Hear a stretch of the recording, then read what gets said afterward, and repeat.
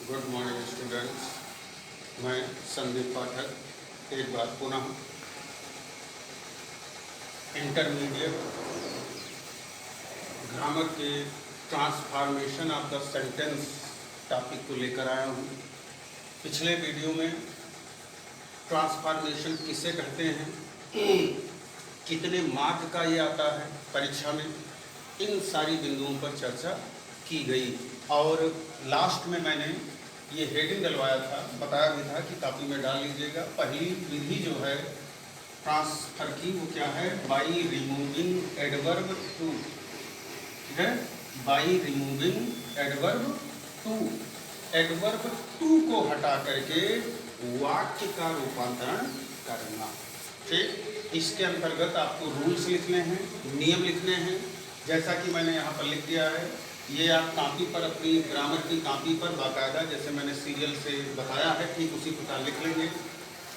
पहला रूल लिखेंगे, पहला है जब वाक्य में एडवर्ब टू, ठीक है ध्यान रखें, जब वाक्य में एडवर्ब टू तथा इन्फिनिटिव टू, इन्फिनिटिव टू मतलब क्रिया की पहली अवस्था से पहले टू का प्रयोग हुआ हो, तो जब किसी वाक्य में एडवर्ब टू आया हो और साथ ही साथ इन्फिनिटिव टू दोनों का प्रयोग हुआ हो, तो कोई ऐसा वाक्य हो जिनमें एडवर्ब टू और इन्फिनिटिव टू दोनों का प्रयोग किया गया हो, तो उसका रूपांतरण कैसे करेंगे।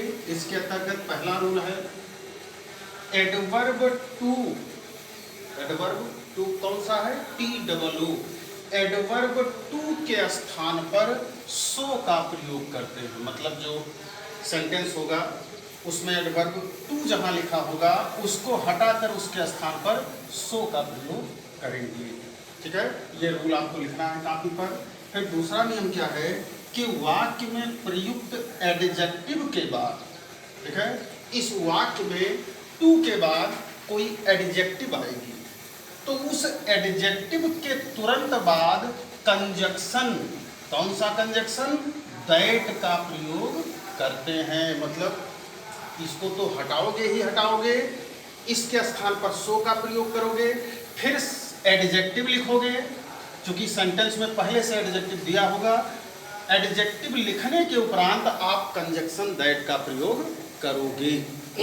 फिर उसके बाद कंजक्शन दैट के बाद यहाँ लिखा है, देखेंगे गौर से, तीसरा नियम क्या है कि कंजक्शन दैट के बाद वाक्य में आए हुए सब्जेक्ट, ठीक है, टू वाले सेंटेंस में सबसे पहले कोई सब्जेक्ट आएगा तो उस सब्जेक्ट के अनुसार प्रोनाउन, ठीक है, पहले सब्जेक्ट देखेंगे, उस सब्जेक्ट के अनुसार प्रोनाउन का प्रयोग करते हैं। ठीक है, जो सब्जेक्ट आया हो सब्जेक्ट को देखेंगे ध्यान से, फिर उस सब्जेक्ट के अनुसार हम दोबारा प्रोनाउन कौन सा ला सकते हैं, उस प्रोनाउन को आप लिखोगे।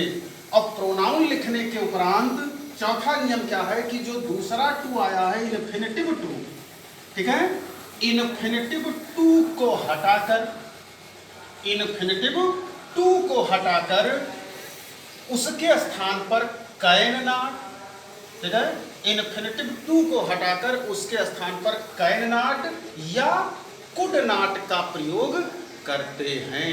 और कुड नॉट का प्रयोग या कैन नॉट का प्रयोग करने के बाद ऊपर जो भी शब्द बचे हैं उनको वैसे ही उतार लिया जाता है। अब जैसे कि आपको बताया गया है, पढ़ाया गया है कि कैन नॉट किस टेंस में आता है और कुड नॉट किस टेंस में आता है। ध्यान रखें, यदि दिया गया वाक्य प्रेजेंट टेंस में है, ठीक है, तो कैन नॉट का प्रयोग करेंगे, और यदि दिया गया वाक्य पास्ट टेंस में है तो कुड नॉट का प्रयोग करेंगे। ठीक है, अब ये सारे रूल आप बाकायदा लिखते हुए चलें। पहले तो एक डालेंगे, एक का नियम डाल के फिर फर्स्ट, सेकंड, थर्ड और फोर्थ करके इतनी चीजें लिख लेंगे। ठीक है, इतना काफी पर ले लेंगे।